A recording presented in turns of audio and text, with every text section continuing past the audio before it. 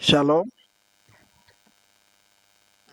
Today we are going to have a conversation and we are about to communicate about Kenyan collaborative governance, really, democracy or political traits.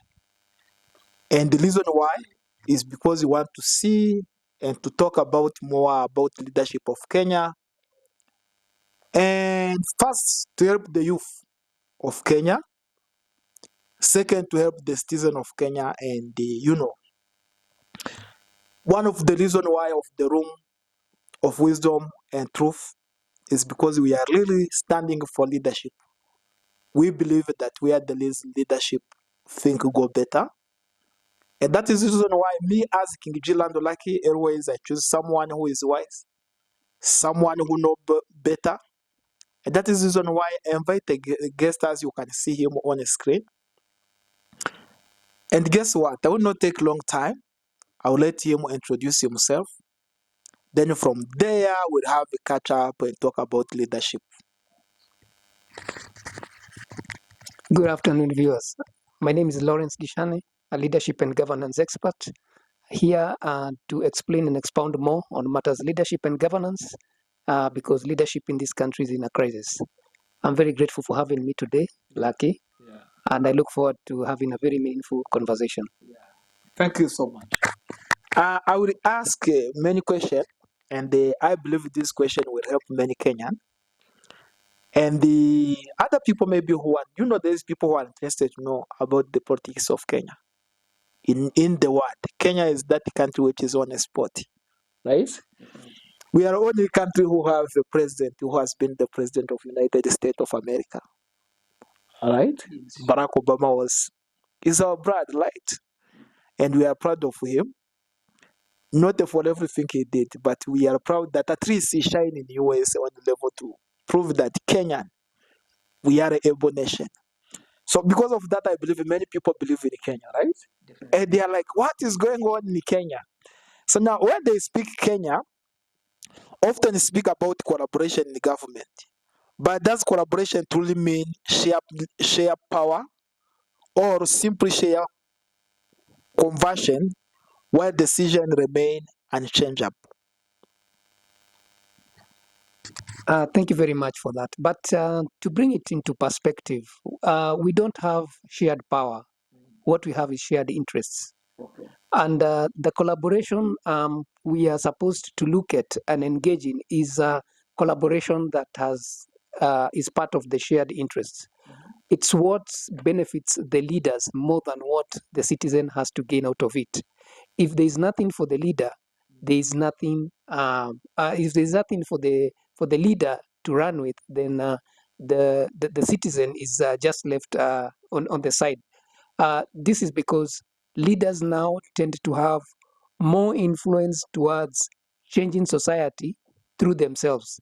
They are more of what's in it for me, as opposed to what was I elected to do for the citizen.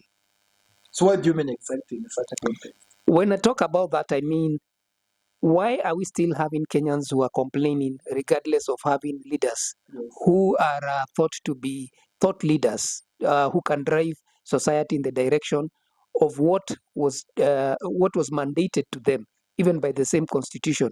We have leaders who are already in court under various issues, but we've rarely seen a leader taken to a point where they will need to step down because of a corruption allegation, mismanagement of funds, or even not representing or doing anything. We still have bad roads. We still have lack of water. We still lack adequate housing, regardless of an agenda that has been there by the president on affordable housing, which I cannot call affordable in the first place because its target market is definitely out of reach for the Kenyan. So it lacks the purpose to have what we call collaboration, because collaboration simply means you are able to connect with the needs of the individual at their heart and develop them from one level to another. In this case, we only see collaboration between leaders themselves. For example, we have said so many leaders going for benchmarking trips. How does that translate to what they bring down to the Mwananchi? Definitely get nothing at all. So this collaboration is about what am I going to get when I'm in that office of those 5 years, because I don't know whether after that term I'll be there. So in other words, you are saying is benefit for people in power, not really the benefit of citizen.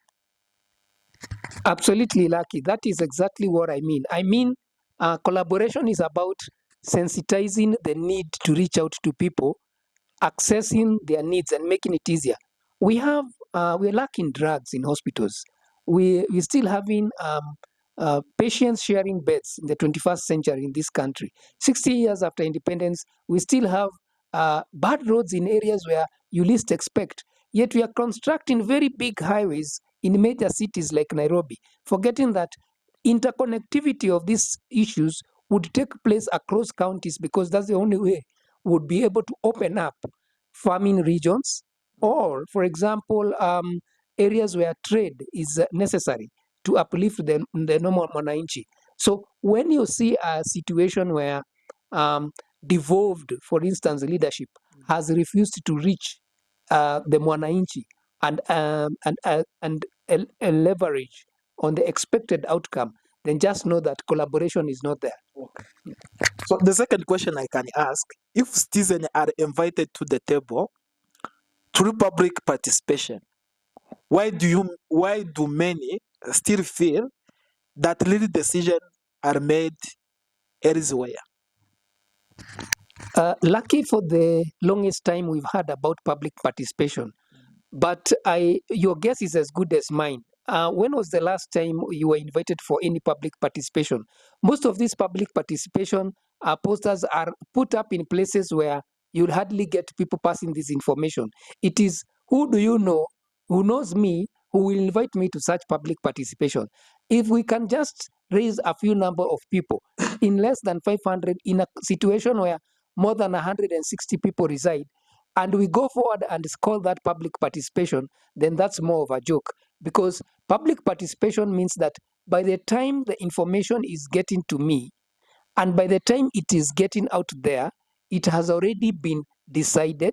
We have spoken about it, thought about it, come up with views through those local barazas, they call barazas, if they still exist, through the chiefs, and getting to be disseminated to a level where we are able to understand that whatever is being brought to the table is worth exactly that public participation.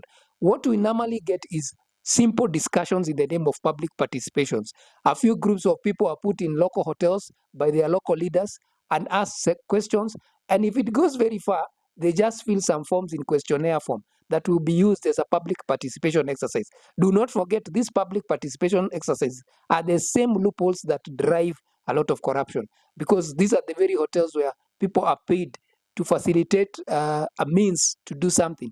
And this information is the same information that might be going to parliament to assist in passing bills that becomes law. Yet the mwananchi was not involved fully, which keeps on affecting them. Have you ever asked yourself about those people who are a bit illiterate and have not been able to understand what language is applied in these public participation barazas? How common or how fair has this been practiced? So there is need to understand where public participation comes in and where private participation takes place. So in brief, you are saying through public participation is benefit some people, especially those who are in power, but not the people, normal citizen. If that is yes, is there anything like this kind of maandamano we do here in Kenya when things went along? Is there anything still change according to the situation? According to the, for example, there is something maybe the people in power they want to push out, and then we come out we do maandamano. Is there anything will change based on our maandamano, or they will just consider us like people who don't have something to do? We wasted our time on the street, or sometime we come with such a kind of trouble where people lose their life. What is your thought about it? Lucky, your guess again is as good as mine. You will get to see that the more the things change in Kenya, the more they remain the same. Bearing in mind we had a maandamano of the finance bill where Gen Zs took to the streets. Yes. A very bad crisis in a situation where a country is boasting to have been 60 years independent, yet we cannot resolve some of the most minor things, even after having a devolved government. Reason being that the leader is always the center stage. What he has to move according to his own wishes, not according to the people of this country. So if whatever they want to change does not favor the leader, there is no way this is going to see the light of day. No motion would be passed as a bill in parliament that will come and criminalize the same person who is in charge of your constituency. The only way to go about it is to dilly-dally, push it in the wrong agenda, notify very few people, subdivide the knowledgeable from the ones who would inform the other, and then build a cartel around that. Then make sure that that information does not disseminate and flow. But by the time it gets to the floor of the house, the decisions have already been made. No wonder we'll still live in a crisis, regardless of how well we want to believe that we are being involved as citizens of this country. So, in a brief, you are saying for us to go outside and do maandamano is just waste of time. As much I can say, maandamano is still a provision in this constitution. It is still a waste of time because look at the way people have lost their lives. Yet it is enshrined in our constitution as a way of trying to lobby for what is exactly yours. But you'll always find the forces that don't want maybe publicity outside there to be cushioned through silence. Unfortunately, Kenya has come to a place of maturity where we no longer fear the system. And that is why you'll still see people going out in their masses to voice exactly what they believe is their right. Okay. Thank you so much. Devolution promised to bring government close to the people. But if the county depend on a financial, on the nation government, is devolution empowering or limiting local leadership? What is your opinion concerning this? Lucky devolution came in as a way of making sure that resources and management get to the last mile, the individual at the very last tip of this country. But devolution, being an unexpected entity, came up with its own structures that have destroyed more of what it was meant to serve. For example, you realize that there are some issues that were not fully devolved. For example, we do have areas where that require adequate medical help, but because the national government is still in control of making decisions on behalf of other counties, because of the budget that is allocated to these counties for medical attention, then we will still have to rely on the national government to make decisions in areas where it has the least information about the locality, the population, the diseases, and even migration. That affects a lot. That is something that the government of the day has not been able to capture very well. And it is out of ignorance, or more so things to do with self-interests that do not serve them. We have the introduction of something called SHE that came and took over from the one that was running before, which was well adequate. We still see people now suffering even more than they were when we had the previous systems. Yet the individuals who are on the ground have not been able to devolve this. It is only until very recent that we realize that some governors are able to do matchmaking and B2B business exercises without involving the national government. In very few counties do we get to see this happening. To name a few, a place like Murang'a and Kang'ata, who has been able to devolve education and make sure that the leaders there and also the traders are financed very well, and they're able to trade even with counterparts out of the country without passing through the national government. That is the kind of devolved governance I'm talking about. Otherwise, what we witness currently in terms of devolved governance is just a joke by itself. So, in your opinion, you would like that we support the county, or county stand for themselves instead depending on a government? I would appreciate if devolved governance is devolved governance, where counties are able to mitigate issues that require the attention that has to focus on the mwananchi, because it was created for that purpose. Our constitution devolved this system so that there are no issues regarding over-reliance on national government, which had very little to offer in terms of what allocation was to go into which area. But we are seeing systems whereby governors are being tried in court for mismanaging much of these funds that are meant to go to the local person. And I thought the mischief around devolved governance came up with an enemy on its own because of the number of leaders who are elected, making our wage bill way above what the country can support, but also draining the very coffers that can supplement what the mwananchi needs. Hence, this issue becoming more of a joke than a reality. The problems that it was supposed to solve created an institution where more problems now focus more on plaguing the mwananchi as opposed to giving him the much needed assistance that he had required. Public-private partnership are said to drive development, but are these partnerships designed to benefit citizens or primarily to protect the financial interest? To a big extent, PPPs or private partnerships have been seen to work very well in organized countries where corruption is not an issue on the ground. For instance, we have an SGR with a burden that is still being paid on, but has not been disclosed fully on how much it costs. Yet, we had already had it passed behind our backs in Parliament. We still have roads that have been put up where we have toll stations, yet we still pay fuel levy for the same roads. Why should this apply?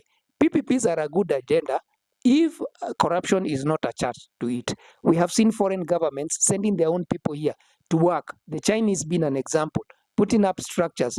But until for some reason we are not able to grapple with the same idea as to why our people are not involved in such. We've seen the current agenda on the airport, yet we cannot tell exactly who's behind the very scheme, being named a PPP that is going to benefit some people. Papers being signed behind our backs until we come to realize that we have lost a big portion of these countries in the name of PPPs. PPPs should be an open discussion and laid bare on the floor for people to understand what they get into it. After all, as much as it's a favor from other countries, it is still going to benefit, and it still has taxation being applied on the mwananchi to facilitate these PPPs. What do we have in turn to say as individuals when we are already clambered with a lot of issues that we cannot understand behind these PPPs? So when you are speaking about corrupted government or corrupted leaders, is there any country? Sometimes I felt like many people, they believe like European and American people, they are not corrupted people. But in my opinion, I believe they are at some extent also they are corrupted. So my opinion is it something we need to do maybe on the constitution of Kenya to stop whatever and to make sure that the people, they are protected, the staff of the Kenyan, they are protected?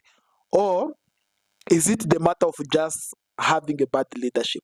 What is your opinion concerning this?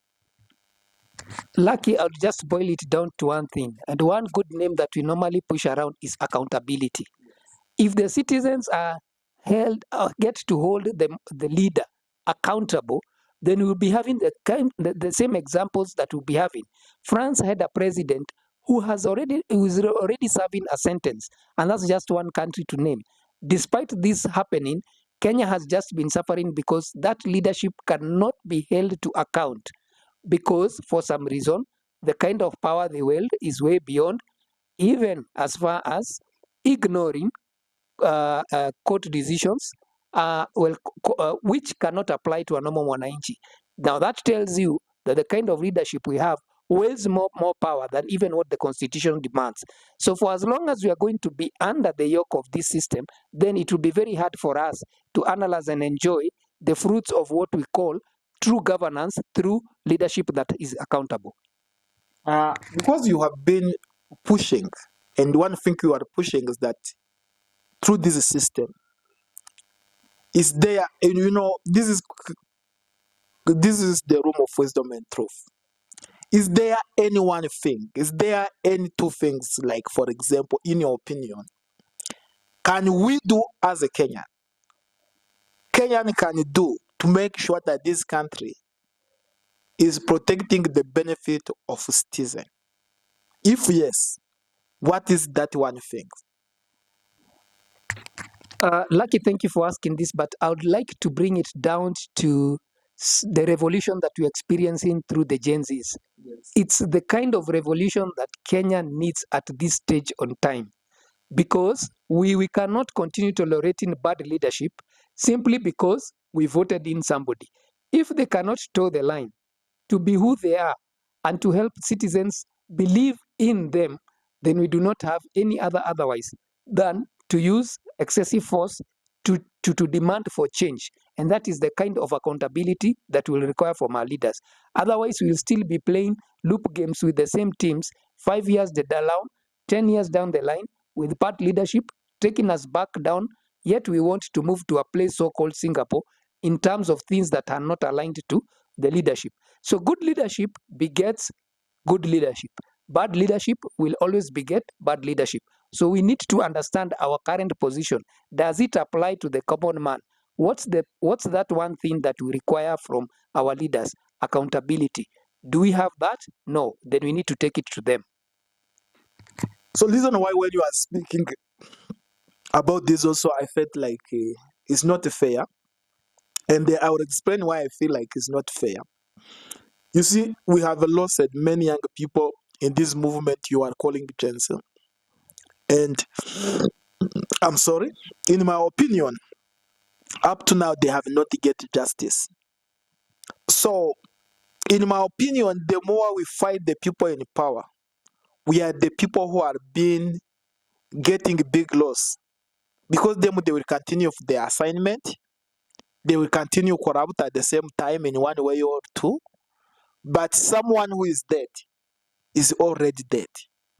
Is there anything maybe we can do with constitution to make sure that, because what I believe in those Europe nations they did, they built a constitution which favors citizen, which protects citizen. Therefore, it is so hard for someone to steal because the constitution will against that person in the extent level. So what is it Kenyan need to do to make sure that any person who can lead US, even though he can be foolish, he will still learn US and finish his years, term of years, without really being suffered much, because the constitution is working for benefit of citizen. Do you think in Kenya, if we have a good leadership, I believe we can go forward, but if we have a bad leadership, we can go in a longer decision? Just because I believe that there is constitution. Is it my thinking, or what do you think about this? Lucky, we have one of the best constitutions so far in this world, adopted from the American version. But we have failed to implement it because the leaders behind this feel it protects them more than it protects the citizen. That is why it is so easy for a leader to contempt court and still go walk free. Reason being, the same citizen and the same constitution that governs them both require a different agenda. When you talk about deaths during maandamano by the youth, some of these youths were incidentally shot when they were not even taking part in this maandamano. But for as long as we are going to see a system that does not engage the youth, who are, number one, quite a number being jobless, yet they're educated, resources being wasted. We've seen a president who's hopping from one plane to another, seeking investments which we cannot quantify. We have heard about the corruption and the taxation system that is already hurting us. Why should we sit back and celebrate a leader when the very constitution he's abusing is the same constitution that's supposed to protect us? So I still believe that whatever rights that are being sat on, regardless of the deaths that are taking place during maandamano, should be the kind of way that the direction that the leaders have pointed us, so that we can hold them accountable. We cannot sit back and celebrate people, yet we know very well, come the next 5 years, we will not be close to where we have. We already have an Agenda 2030, which I can tell you for sure, with the current leadership cannot point the direction in which we are. We are still seeking issues of going to being like Singapore. Singapore took a historical issue to turn around. Things that we used, they mirrored Kenya, which was the leveraging point. But now we are 10 times worse than where we were to be leveraged on, unless we are leveraging ourselves with the East African nations, who think for us as a joke because they do not understand why, with the kind of leadership and youth engagement we have, we are still struggling as if we are still under colonial rule. So we need to hold, again, these leaders accountable for all the messes they've put us in. Otherwise, we are still going to be a joke for other nations. And as much as I don't have more information about Singapore, I want you to give me the clear picture if you have that picture of Singapore. Is really Singapore nation? Because I had many African leaders pretend to say the idea of Singapore nation. And this is, I think, maybe for me, it sounds like not clear. Is really Singapore nation benefit the citizen of Singapore? Or Singapore is benefit the people who are in power in Singapore? Because me, after hearing many people speaking about Singapore, I heard Kagame claiming that Rwanda is Singapore of Africa. I went down and listened to the leaders of Singapore speaking. I felt like, if this is how these leaders speak, I would not like them to be the citizen of Singapore. What picture do you have about Singapore yourself? Speaking from the old adage, Rome was not built in a day. I think Victor is really not very conversant with how Singapore came to be. And if he is and understands the history of Singapore, then I think he's just having something that we call a wish list. Singapore was in the 80s emulating to be like Kenya. So Kenya was actually the benchmark. By then, they had very undeveloped standards. Their roads were not good. Their telecommunication system was not at par. Their education and their hospitals were wanting at the time. But they sat down and decided that they must deliberately do some things that would cost them so that they can see themselves at some point. And here they are today. It's quite ironical that Kenya wants to adopt and leverage itself against a country that used Kenya as its benchmark to grow. Where did we lose it? We lost it because the type of leaders who we had then and the current leaders did not pass the baton to each other. And if they did, there was a loss of thought process. And that is why the leadership regime that we have today cannot convince us that it will take us just less than 5 years to be in Singapore. If we cannot even understand where we are with Vision 2030, how can we make it to be a Singapore, yet the kind of status that we require to take us there and the leadership is not at par with what took Singapore where it is. Thank you for your observation. Allow me to keep asking this question. When I was speaking about Singapore, when we are speaking about Roma did not build in short time. Yeah, I understand those points, I understand those kind of ideas. But this is what I want to ask. Do you think the way Singapore is good, is it really manifest in the life of citizens of Singapore? Me, I have never been in Singapore, and I don't really believe that I have a dream to visit Singapore. But I'm asking, except this building they give us and show us all the pictures, which I believe it can be cartel business, where people in power partner with other people from other nations, come and put structure in your own country, and then the citizens they are suffering, while the people in power live a better life. When the country is being present, but yes, deep down on the ground, people are being dying of hunger and don't have someone to save them. Do really that kind of picture we see of Singapore manifest on normal citizens who are living in a village? That is my question. The citizens of Singapore can attest that the way the leadership of that country has been able to understand and handle the issues of their citizenry is undeniably one of the best in the country. For instance, if you go and study, and I challenge you to look at the GDP as of now, is 10 times more of what we have and less the amount in borrowing as a nation. And that is because their leaders have been able to understand that the individuals in that country require the best kind of leadership to take them to where they want to be. And this journey has been very organized. In a way, they have law systems that require to hold their leaders accountable. They easily get leaders who are still in power because of issues that go against their constitution, which is quite a dream here in Kenya.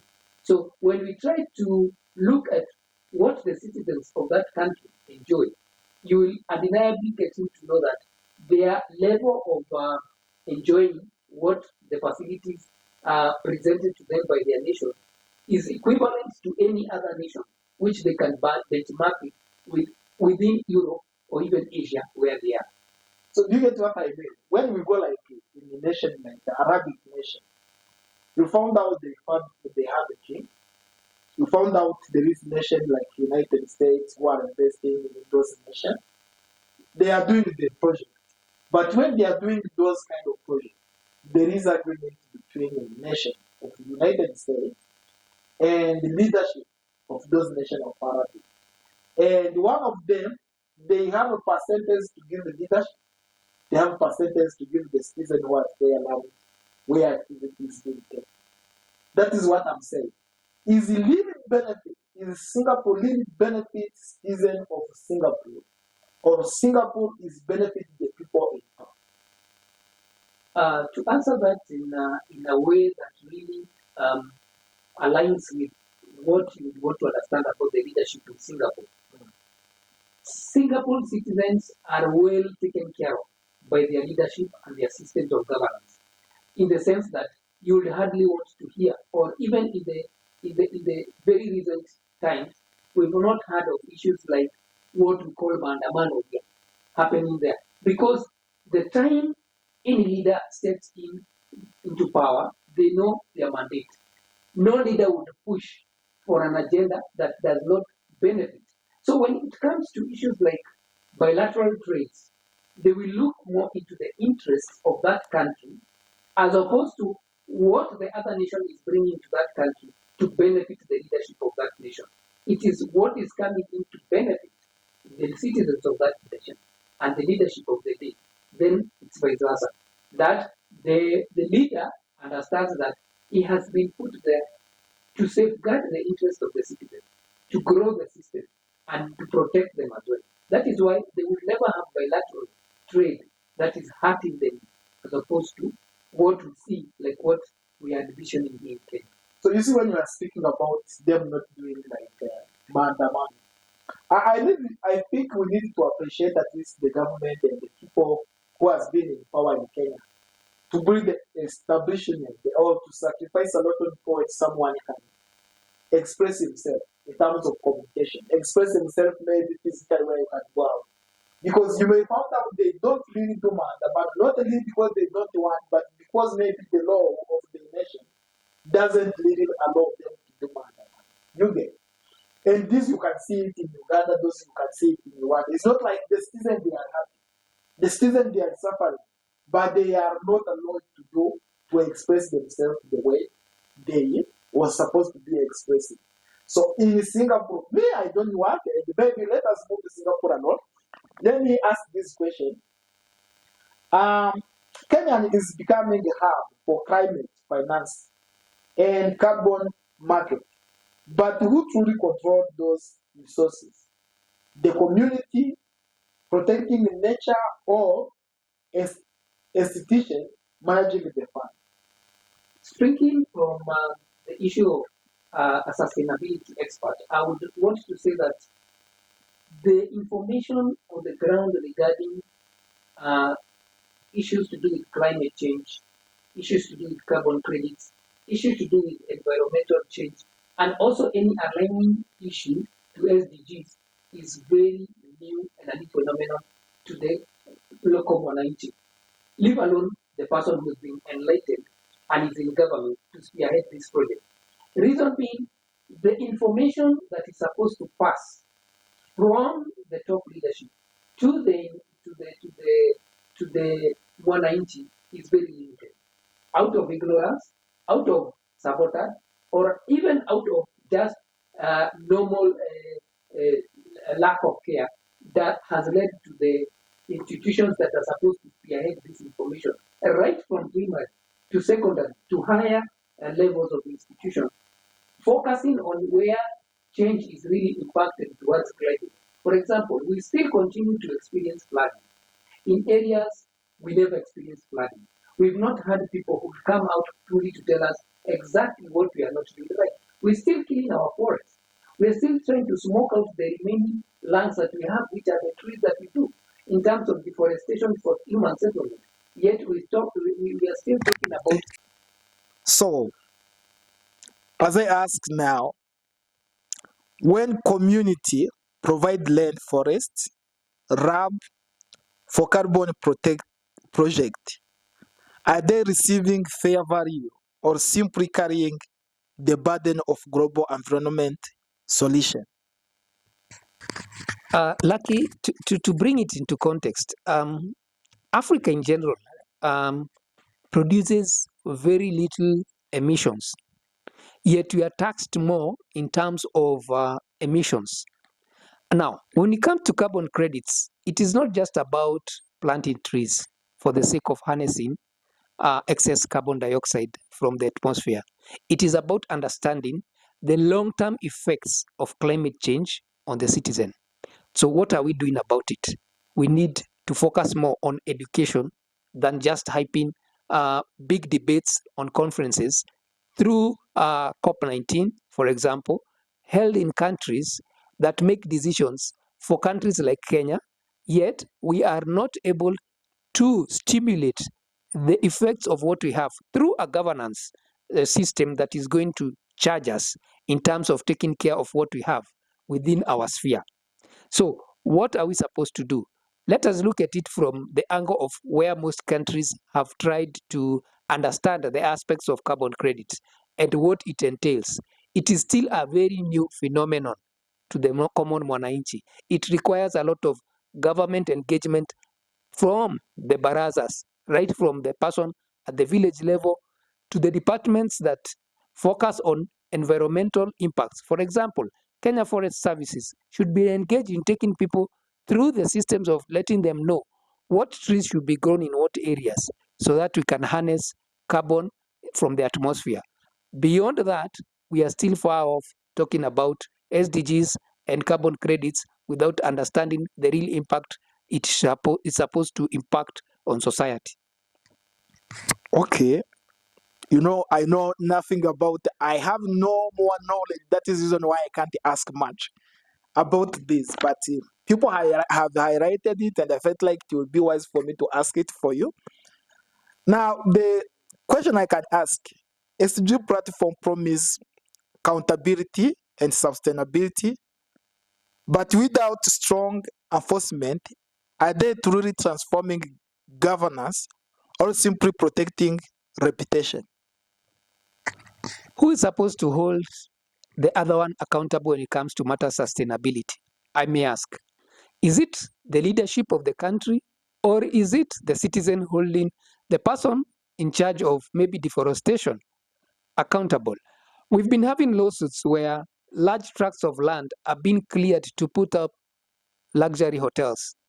Imenti, being a case in mind, is being promised something that will not benefit them, to clear large tracts of forest to put up a state lodge. How is that state lodge assisting the environmental conservation of the people of Imenti as a gift to them, which includes a runway for airplanes, which should be private, either for the president or for people who are moneyed enough to be there.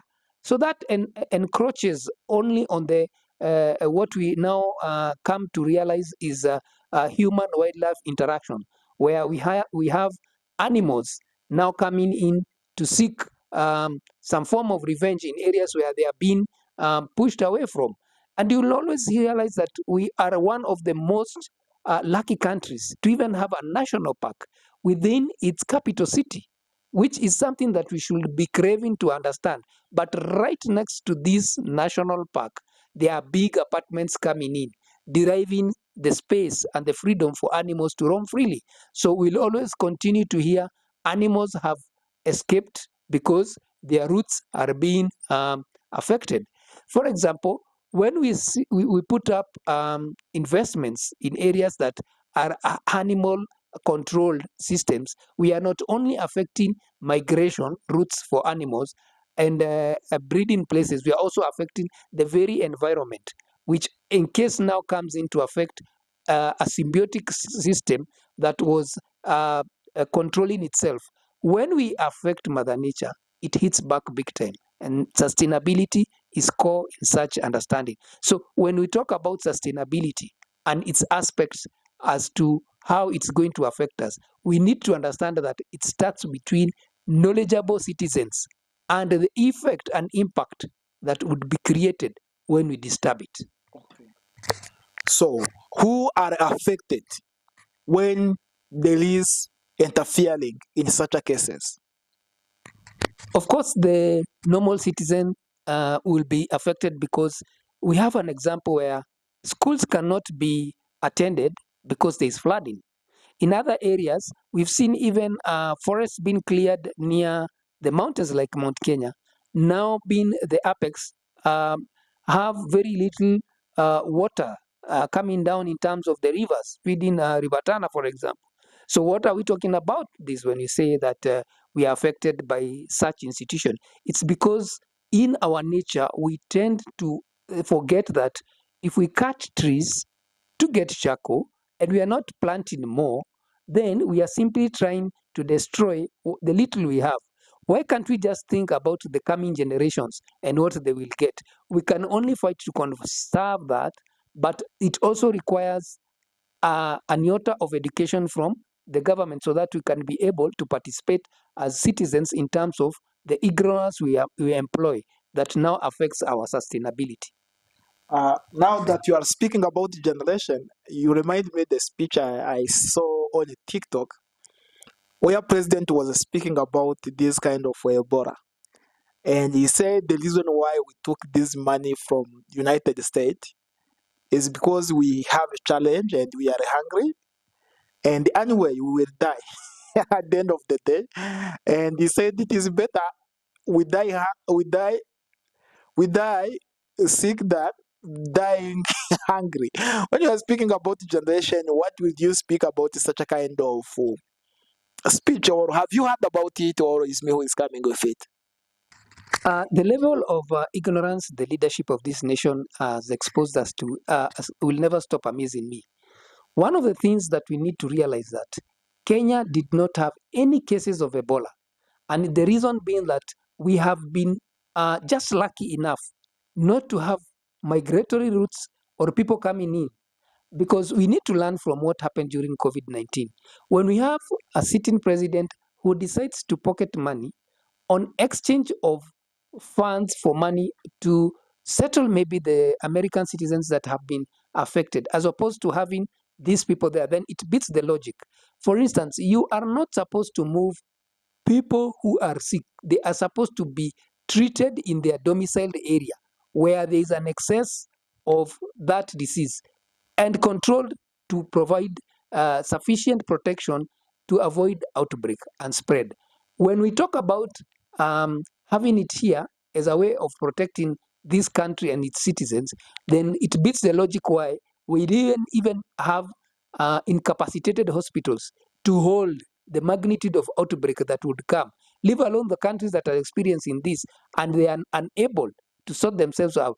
What would Kenya be like in terms of an epidemic of this kind breaking out? We need to sit down and evaluate what kind of leadership or what informed this kind of thought process that has put up in the situation we are currently.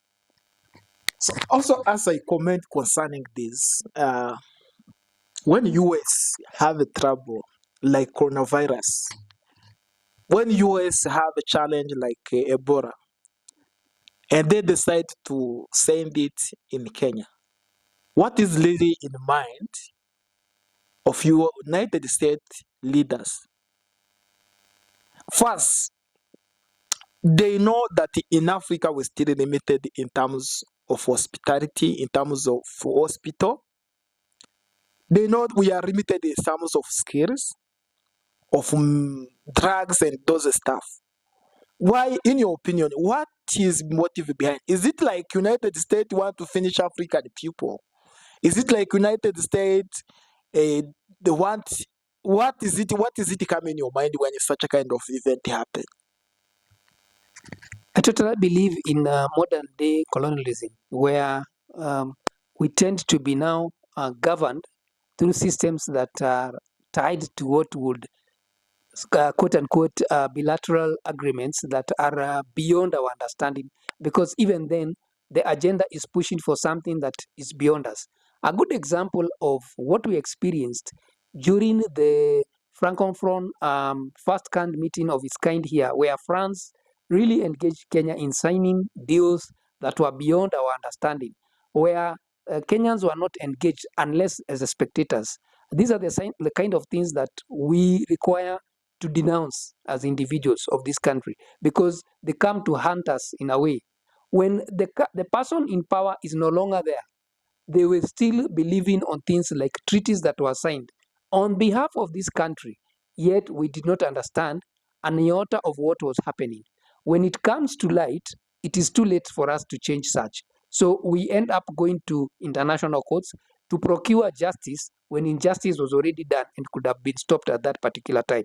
So it's the high time the Kenyan citizen being engaged at par with the leadership in terms of what is going to benefit them. And this can only be done by truthful, maybe public participation, telling us in advance and showing us how whatever is being brought on the table is going to benefit us as a nation.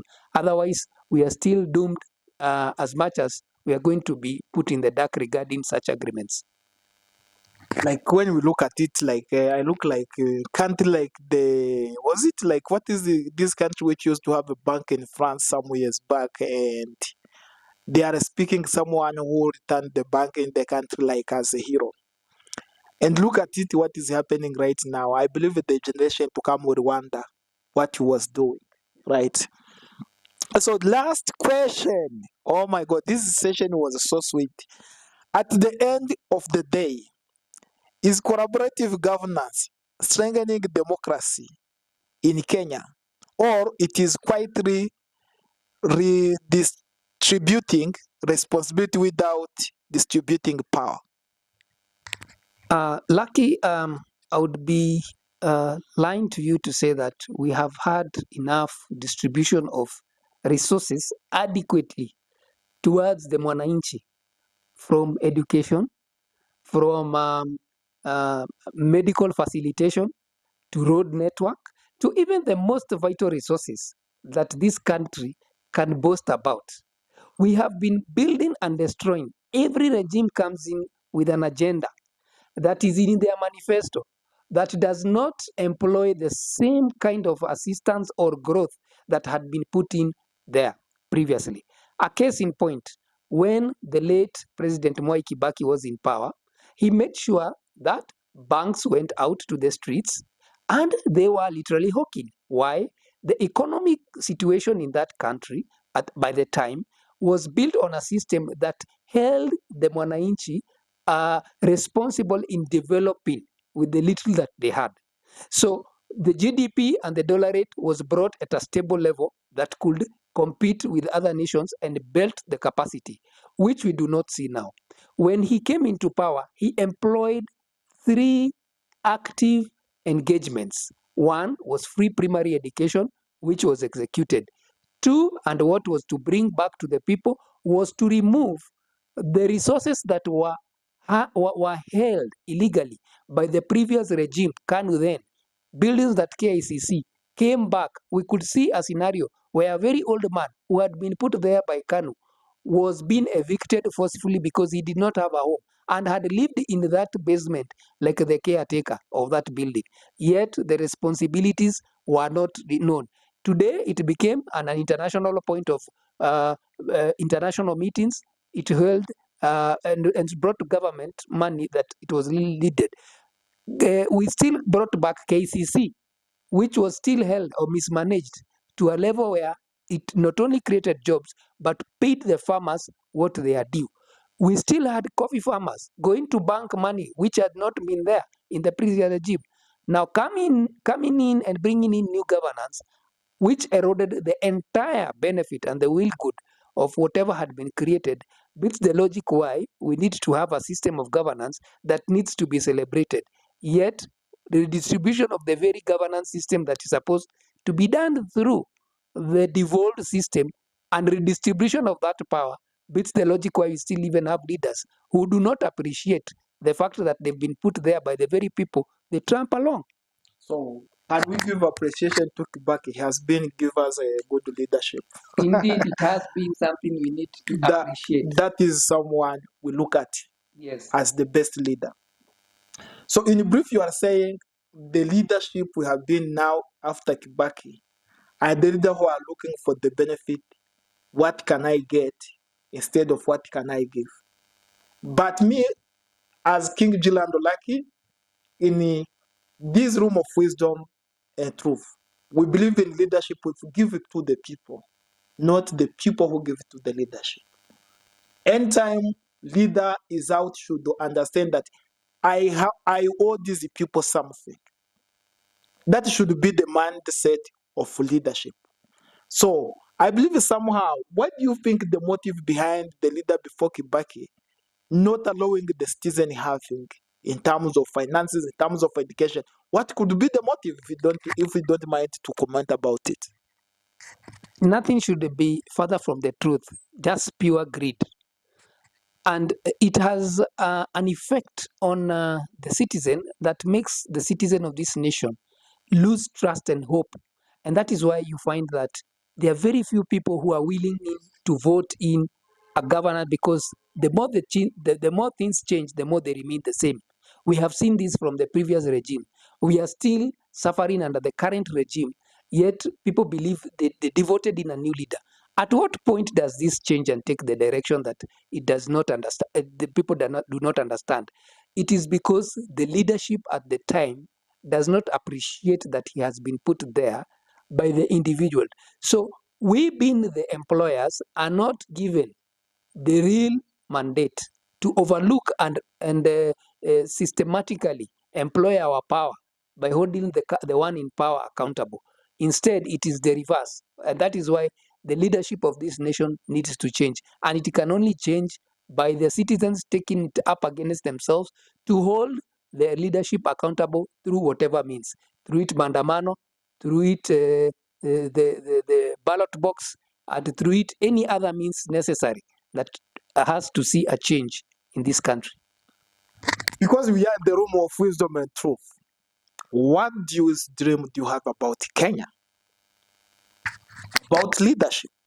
I see true leadership in us voting in the best kind of leadership that we've never thought of. In most cases, we are influenced by little things like handouts, which don't last. I want to believe that leadership of this country and people have come to a point where they are not knowledgeable and wise enough to make decisions that can change the focus of leadership in this country by electing leaders who are for and pro people as opposed to anti the regime. Otherwise, we'll have leaders who will come in, change the constitution to suit them, take more from the government and the people as opposed to what they require our people to sell out even Kenya through the unimaginable debts that we are having, just because there is a leader who assumes they know more because they want to work on their own without proper consultation. Again, getting advisors who are meaningful and who want to drive this country in the right way by giving even the president the right information regarding what's hurting the mwananchi. and the president being more intentional in listening and understanding that whatever they might be doing might not be for the good of this country, or we are not at that juncture where we are able to provide the kind of systems that are being implemented this time. This is the best, the room of wisdom and truth. We are focusing about best Kenya, best leader, nice solution, people prosper, leader live a better life, work and make our world a better, smaller heaven on earth. That is the Kenya I'm dreaming. That is Africa I'm dreaming. I want to see citizens who are living abundantly in terms of knowledge and skills, abundantly in terms of knowledge and skills, abundantly in terms of finances, abundantly in terms of worship, trusting God, the work making thing to work. I'm trusting leader who love God and who love people. That is the reason why of the room of wisdom and truth. You are welcome, man of God. Thank you very much for having me. It has really been a good session. I've enjoyed in giving out the input, and I want to believe that just by looking at us and following us up, you'll be able to understand that leadership is a calling, an understanding, a better belief on what you want to execute to the people, a God-driven, desirable system of governance that gives leadership its true meaning. Thank you so much. We'll have you next time.